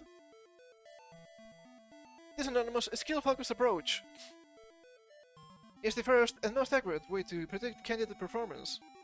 It just so happens that when companies assess candidates' true potential, diverse talent shines through. Shines through. Is it diverse? Maybe, maybe not. It doesn't matter, because you have actual talent. That's what you're looking for. At Applied, our research shows that this approach increases the number of ethnic minority hires by up to 300%, and increases the number of women hired into senior roles by up to 70%. Plus, hiring based on merit rather than tokenism helps foster inclusive cultures and ensure diverse hires have the skills needed to succeed in their new roles. Citation needed. It'd be cool if they had a link for this fucking research here, but they do not. As a result, these hires are more likely to stay. The business case for diversity and evidence for using anonymous skill-based hiring processes to achieve it is clear. You just have to assess through think its approach. And they keep telling you, but if you have an anonymous approach, if you have blind applications, it actually increases diversity. Does it? Does it though? I found this, looking for information if this was the case or not. I found this. Anonymized CV is improved. de&i. Research says no. And this thing contradicts itself constantly. That means it's not a factor. It was never a factor. So funny. So funny. Look at here. What does the statistics say? The need for using anonymized CVs. Have you been rejected from a job because of your name? Have you been rejected because of your age? In case you haven't been, do you feel privileged about that? No? And in case you have, do you think that's unfair? You wouldn't know. You wouldn't know if it's because of your name or your age. Actually. So what the hell? Nice fan fiction, I suppose. Bias is a bigger problem in hiring than many people realize. Unconscious prejudices from a culture of or upbringing influence the decisions of even well-meaning, socially conscious people. Oh, the bias. The bias! It's so real! The study shows that the ethnic minority applicants are discriminated against in favor of white applicants in 29% of cases, and they do link their research. I just took a glance at this, so I don't know if their methodology is the correct one. I don't know too much about this, but most of this research is from the late 90s and early 2000s. Are you gonna tell me it is the same society today? It's clear that it's not. Resumes with black-sounding names are 50% less likely to receive a callback for an interview than those with white-sounding names. This one is really funny. This one is really funny, because in the first page it tells you it's actually because of the place you live and not because if you are black or white. I'm pretty sure they say that. Maybe I understood that the wrong way. Like, yeah, if you're upper class, if you're living in upper class place, people in a company will probably hire you because you're upper class. You probably have some values, and they can probably try and use you for your other values. You know, I'm not saying that is right, but I'm saying that makes sense. Once again, it's probably not race, it's probably just class. Nothing new. Another study found that applicants with Turkish-sounding names and headscarves have to submit 4.5 times as many applications to receive the same number of interview calls as those with German-sounding names and no headscarves. No citation? No idea. Also, do they have the same knowledge? Do they have the same skills? We don't know. On top of all that, researchers from PwC found that 1 in 5 women experience gender discrimination in recruitment. I took a look at this. This research is from 2017, so it's recent. But I don't know where they get that 1 in 5. I think it's because it mentions... Let's open this, actually. Let's be real. Because they mention in 80% statistic here. Yes, employer trends. The good news is that 80% of employers said that they've aligned their diversity and recruitment strategies. This is vital, as diversity efforts operated in a silo will not achieve diversity goals. I'm like, okay, but that doesn't mean that the other 10% are raging misogynists. That means that the other 20% do not apply de&i. So, this seems to me like a stretch.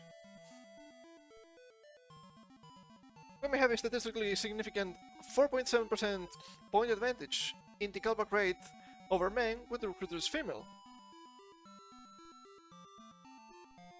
I guess maybe does that make sense? Sure, I suppose. But at the same time, yes, in this case it benefits women. So, I don't know. I don't think you should be saying that here, perhaps. They're trying to be just objective, that could be the case. I'm not making assumptions here, I shouldn't. Psychology faculty members from the US were randomly assigned to evaluate both two identical CVs for a person who was applying for an assistant professor position, differentiated only by the gender of the candidate. When asked if the candidate would be competitive for a tenure-track position in their department, faculty who evaluated the man's CV responded affirmatively 72% of the time, compared to just 44% of those evaluating the women's CV. I don't think I took a look at this one. Yeah, I wanted to take a look at this one, but look, you had to pay for it, and you know, it's also from 99, so maybe it's not that good. Then below the results, especially the latter research, is easy to reproduce within your own company. Put you and your peers to the test. Be worth the possible outcomes, though. And they will tell you here some stuff. We have some charts. Anonymous CVs cannot eliminate bias during interviews. Sure, blind hiring can't solve your diversity problems on its own. Implementing anonymized CVs and hiring diverse candidates is not sustainable. If you cannot attract a diverse candidate pool, blind hiring will help. Why is that important? Once again, anonymous hiring doesn't guarantee minority background hires. And they have some points here. And this is extremely funny, because they will tell you, anonymous hiring doesn't guarantee minority background hires. Save the best for last as always. Blind hiring gives absolutely no guarantee that you'll be providing minorities with an equal opportunity of getting hired. What do you mean? What do you mean? I think when they say equal opportunity here, they don't mean equality, because being blind would be the highest equality possible. I guess they mean equity, and it shows. In fact, research shows that anonymizing CVs widen the interview gap between non-minority and minority candidates by 10.7 percentage points, from 2.4 percentage points in the standard procedure to 13 percentage points in the anonymized procedure. At the hiring stage, the recruitment gap widened by 3.7 percentage points. How is that possible? They're telling you, no, you're getting more diversity. But that's not true. It's actually a known factor, and we can open that and come here. This is a French study in 2009 to 2011. It's really funny. It's really funny. They mentioned the Pôle employee. I think that's how you're supposed to say it, which is the French employment agency. They give you the policy issue, the counters of evaluation, and whatnot. And here we go directly to the results, right? They mentioned they have like thousands of applicants, and not all of them come from the Pôle employee, okay? I think that's important. So, let's see.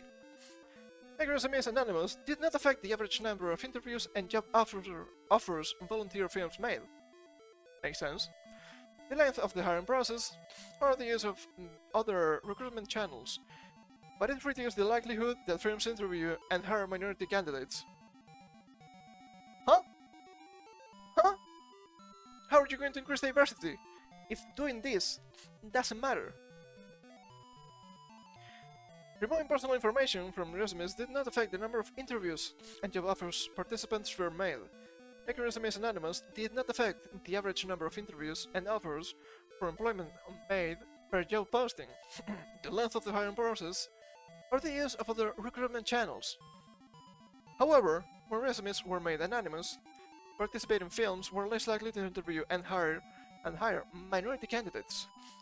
Anonymizing resumes widened the interview gap between non-minority and minority candidates by 10.7 percentage points, from 2.4 percentage points in the standard procedure to 13 percentage points in the anonymized one. At the hiring stage, the recruitment gap widened by 3.7 percentage points.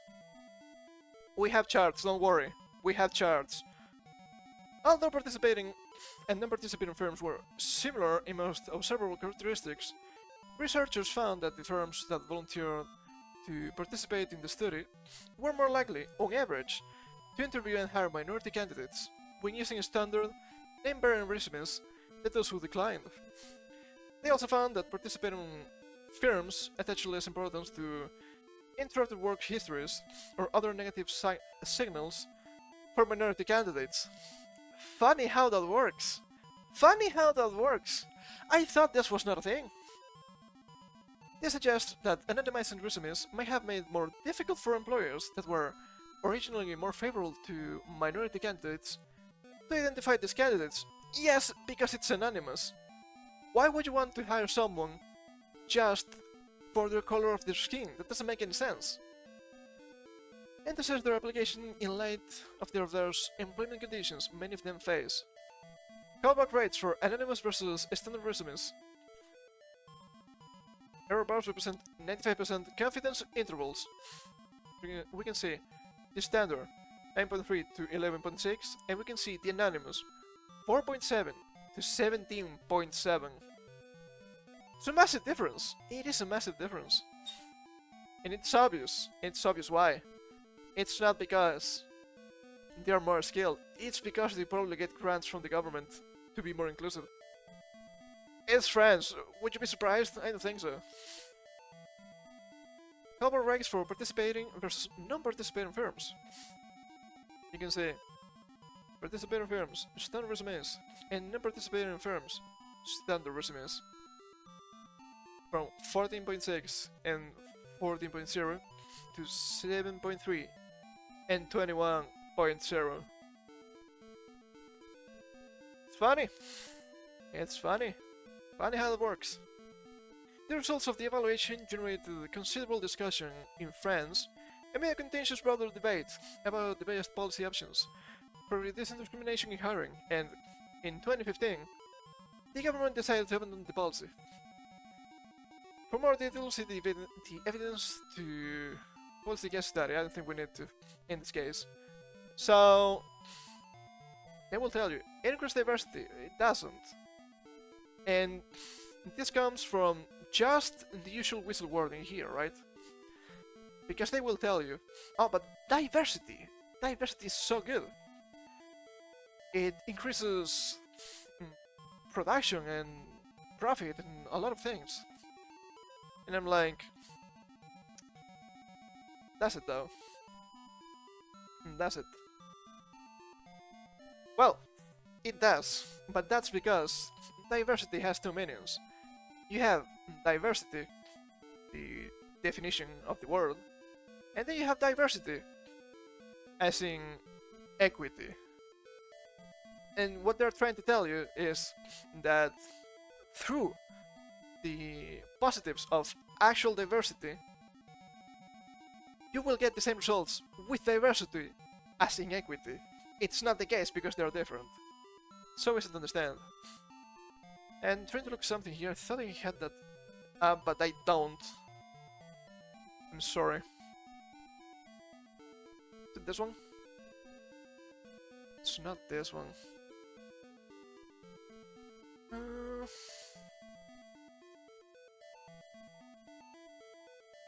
Shouldn't be this far back.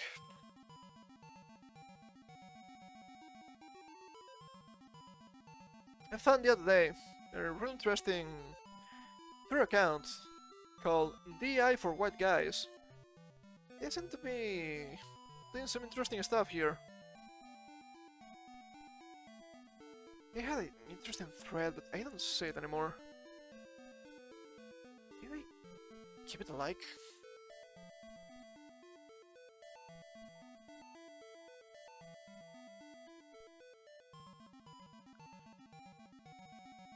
Is it banned, perhaps? No, they've been a different thing now. Man, let me scroll through my likes here real fast. I like too many things in this goddamn fucking website. Swear to God.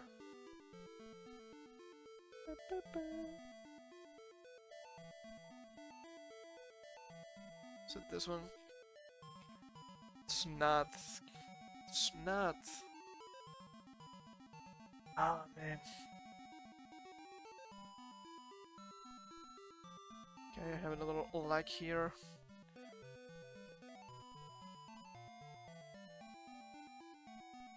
I think that's it. 2 likes. That's surprisingly low for me. Okay.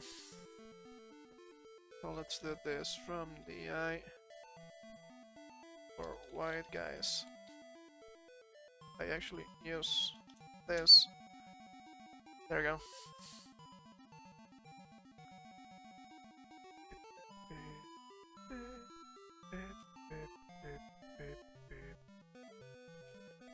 That's a fantastic thread, what the fuck? And when I saw the thread, it was not complete. I think they deleted one of their points, which is a little bit unlucky. But that can happen, I guess. How would I find it? History, perhaps? de&i for white guys?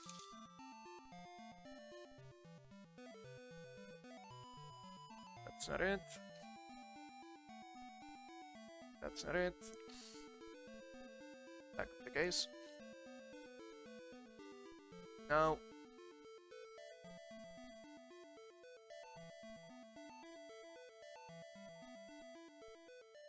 I don't think it's this one. No, that's not it either.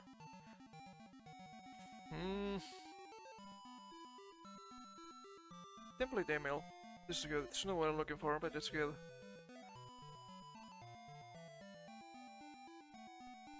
Review recommendation. That's not it. It's Toyota.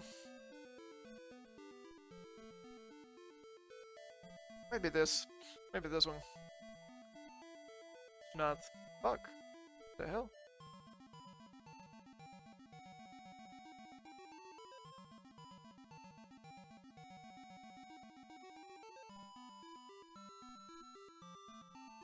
Is it this one perhaps? It's not this one either.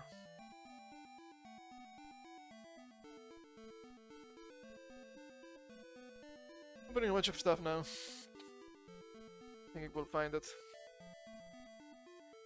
I don't think I will find it, man. Ah, that's on me. That's on me for not saving it, I guess.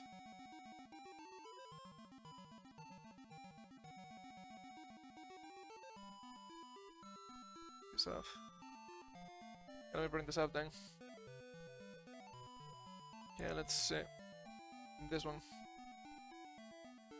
If you work at a corporation or government agency that has de&i programs, here's a template email you can send to your chief adversity officer to create an employee resource group, or whatever your employer calls them, for white people.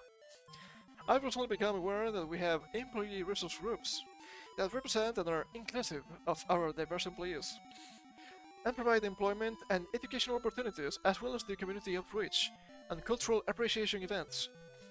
I'm interested in increasing the diversity of the ERG program by creating one that represents and is inclusive of employees and communities of my culture and heritage, employees of European descent and/or who identify as white. Can you send me the information on our approved process, standard, or procedure for creating a new ERG? Thank you for your time. And apparently this shit works. So funny. It's so funny, man. So they're trying to dismantle de&i by using de&i. It's absolutely beautiful. I use de&i to kill de&i. Holy shit, dude, that's fantastic. That is absolutely beautiful. What can you say? It's crazy. Let me take a quick look through their replies. Let's see if I can find the thread. Probably not. They tweet a lot. But this guy seems interesting. Seems really interesting. It's pretty good. They have some charts with data and whatnot. So that's interesting. Like suicide rates in 2007. Mostly male, mostly whites. Funny how that works. Funny how that works. But yeah. And I will tell you, de&i, oh man, is so good. It's so fantastic. It works, it just increases diversity. It's a non-factor. It's a non-factor if you try to do the anonymous hiring. Which makes sense. It shouldn't be a factor if you're being anonymous. You'll get highly skilled people. If you're trying to tell me that that has some sort of racial connotation, that would be racism. Literally racism. I think that is a good look, man. I think that's a good look. But, well, oh well. I haven't done that, but I also saw a mention of the Godot engine going quote-unquote woke, which is unlike interpreting their LGBTQ propaganda, so it's not surprising, I guess. And apparently, Rebel Langdon, the voice of Dante, is retired from voice acting. That's sad to see. Not a big fan of English dubs, but he was a pretty interesting guy. But like, it's Russia misinformation, it's this and that. I'm like, dude, the guy was just against forced vaccination, which makes sense. Come on now. Well, we'll see. People have had high expectations for a possible Devil May Cry 6. Yeah, keep hoping. It's Capcom after all. It's Capcom after all. And that's pretty much what I had for today. So it's time for me to take my leave. Twitch chat died again. What's going on today? Come on now. So bad. The hell? Anyway, thank you all for coming. I hope you had some fun. Bring this news here. Even though most of them are kind of ass, not gonna lie, but it's important to know about what the fuck is going on, you know? And we'll come back on Monday. We might do more Pokemon, we might do something different. I still need to grind. But I do have the full team, it's around level 50 right now. I need to grind both today and tomorrow. For it to be at least close to level 60. It's going to take a while. It's gonna take a while, but it's gonna be fun. It's gonna be cool. It's gonna be cool. Yes. If not, I have something else prepared, so don't worry. And in general, we might start seeing some Castlevanias here and there. That's gonna be cool as fuck. Anyway, that's the thing for my leave. And now. So, have a good rest of your day. I will see you soon, and you know the rules. Take care.